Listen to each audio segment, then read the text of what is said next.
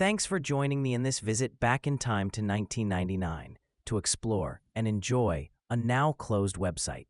All of this content is based entirely upon rescued and restored still images which have been assembled to simulate the first-person point-of-view gameplay experience which a visitor would expect during that period of time. I hope you enjoy your visit.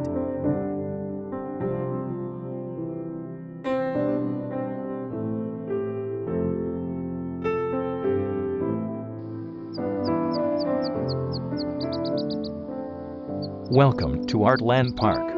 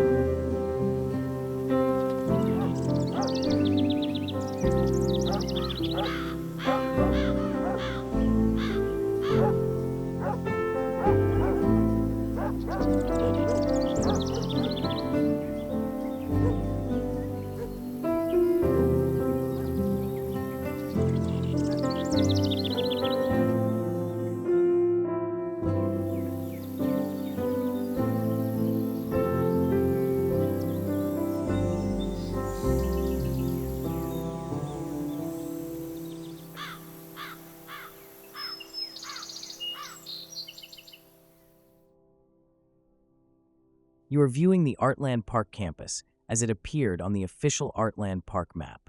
As you can see, the campus area is but a small portion of the enormous Artland Park landscape, which includes vast natural spaces such as walkable pathways and trails, wooded and grassland areas, waterfalls, mountainous areas, and the Artland Park Lake. In this video, I'll focus on the campus area and its various points of interest. As our journey begins, we approach a wooden bridge which spans the Palette River. In the distance, we can see the Artland Park Arch, where visitors are welcomed through the main entrance. The campus map allows visitors to locate points of interest.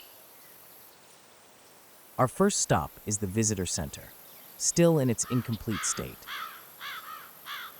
Here we can find an information area, which includes pictures, postcards, and general park information. The Visitor Center also includes an arcade area, where visitors can enjoy several simple and entertaining diversions.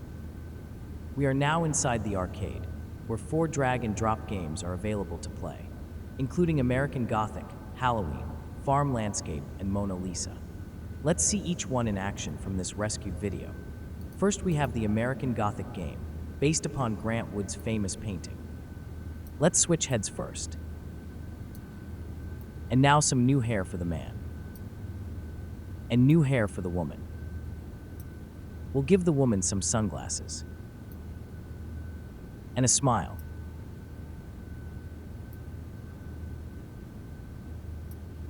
Next is a Halloween game. Let's move the haunted house, then the gravestone, and now the carved pumpkin.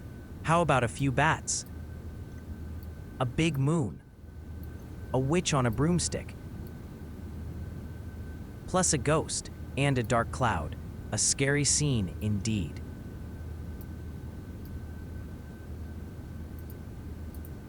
This farm landscape allows you to place farm-related objects, such as the barn, silo, fences, trees, and animals into your own scene.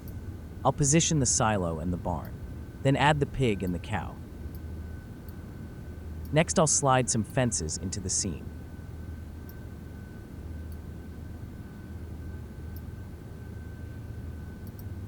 There, a beautiful farm landscape. And finally, we have the Mona Lisa, in which you can alter just about everything. Let's add this necklace. And this headphone. And how about some shades? And maybe some new hair. This blue cap might also look good on her new hair. And finally, let's give her some red lips. What a great new look. We are now leaving the visitor center and heading to the Design Elements Plaza. We're just beyond the arch, are buildings dedicated to the various art elements, including line, shape, color, texture, and space. Because the Color Center was the only structure which was actually partially open, we'll take a quick look at the exterior of the other buildings first. This is the Line Center. Next we have the Texture Center. And here is the Shape Center. The Space Center explores the concepts of spatial effects. And now, let's enter the Color Center.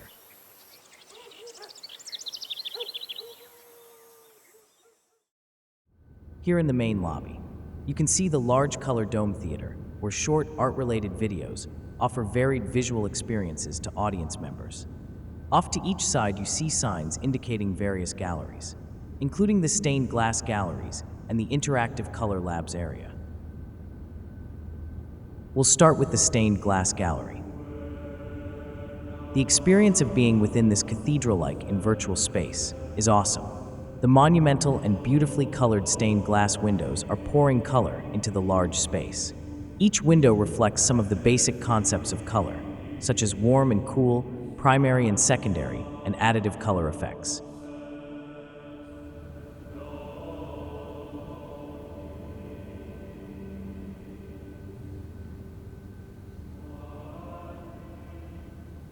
Adjoining this cathedral-like area is our next stop, the Color Lab Interactive Gallery.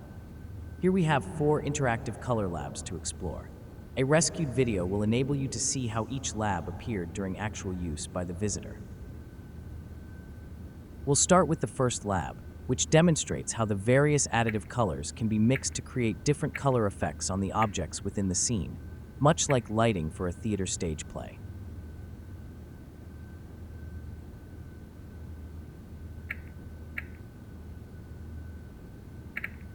In Color Lab number 2, the user can move the mouse over the additive color dial to filter out different colors to see their resultant effects.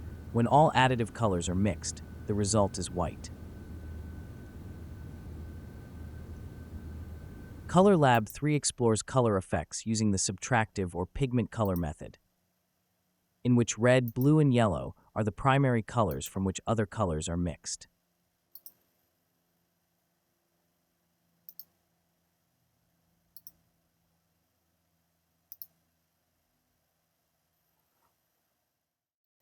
Color Lab 4 explores the basic color components, which are hue, saturation, and value. As the mouse is moved across the various boxes, the viewer is able to see real-time changes in the image.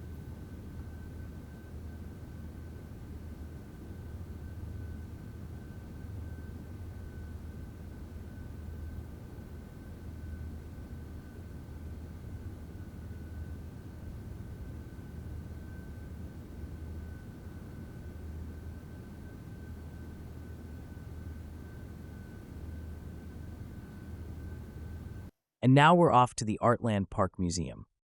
However, before we arrive there, let's take a look at the Palette Sphere sculpture, which stands at the center of Palette Pond, just in front of the Artland Park Museum. This sculpture, standing on a granite base, consists of an artist's mannequin balancing intertwined artist's palettes. And now, let's go into the Artland Park Museum. As we ascend the marble steps and walk through the doors, we enter the Great Hall, where sunlight streams through the large arched windows above the marble floors, walls, and columns. A museum directory allows us to plan our visit. As you can see, many areas have never opened. We'll enter the New York Gallery. Here, we are greeted by numerous framed images, each representing major museums known throughout the world, including the Museum of Contemporary Art. the Brooklyn Museum, the Metropolitan Museum of Art, the Frick Museum, the Museum of Modern Art, Smithsonian's Cooper Hewitt National Design Museum, the Guggenheim Museum, and the Whitney Museum of American Art. Each framed image is actually a link to the museum's website, making it easy for the visitor to enjoy a virtual visit. And now let's enter the East Coast Gallery, where we see linked images to museums outside of New York, including the Pennsylvania Academy of Fine Arts, the National Gallery, and the National Portrait Gallery in Washington, D.C., the Portland Museum of Art in Maine, and the Museum of Fine Arts in Boston. Now we'll leave the museum and continue our journey to the Unfinished Art Materials Sculpture Garden, where larger-than-life art materials, in the form of sculptures, populate the area. While the garden has remained in an incomplete state, you can sense the concept by viewing these 3 surviving images. Just beyond the arch, from left to right, are the Vita Gum eraser sculpture, crayons, pencils, a linoleum cutter handle, and an ink roller.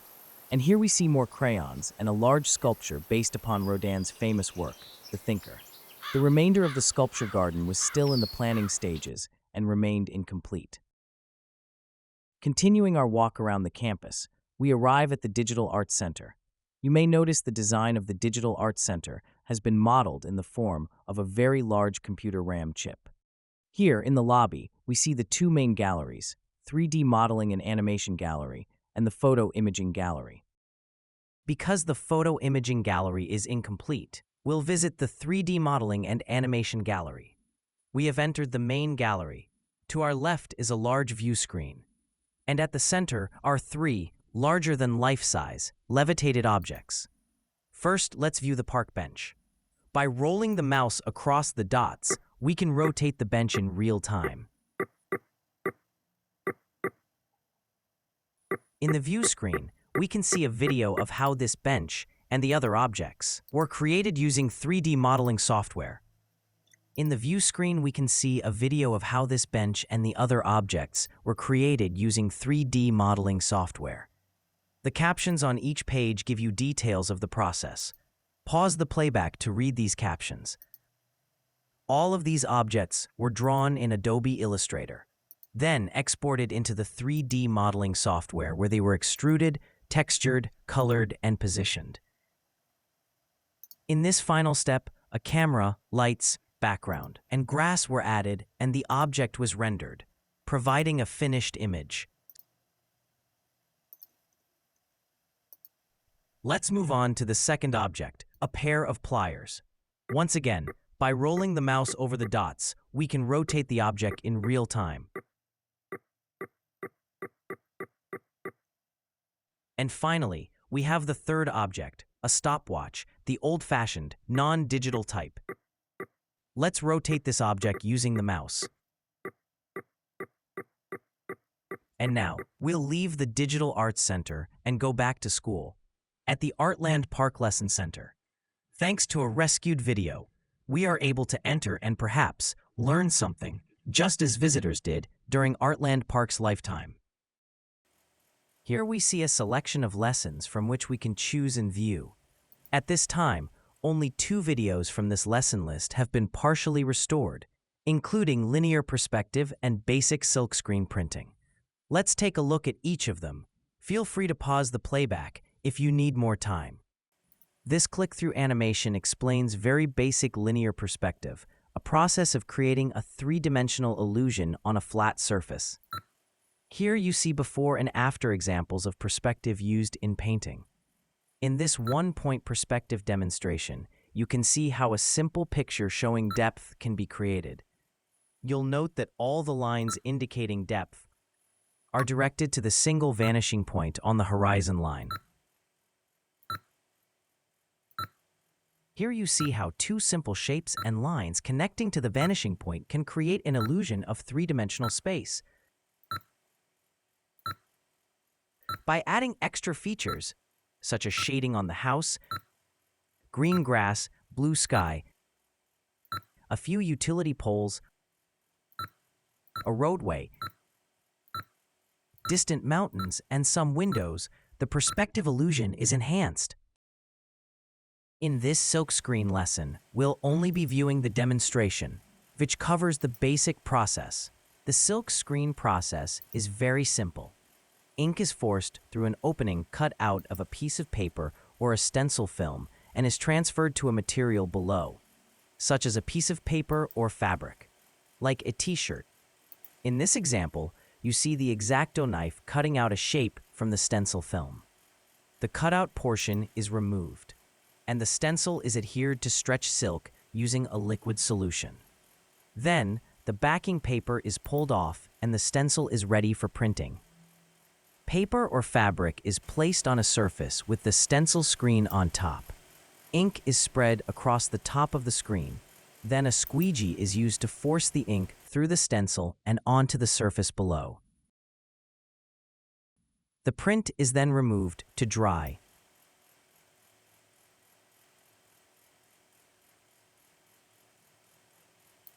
And now our journey through Artland Park is as complete as possible, based upon the resources we were able to assemble. I hope you have enjoyed this look back to 1999, and thanks for watching.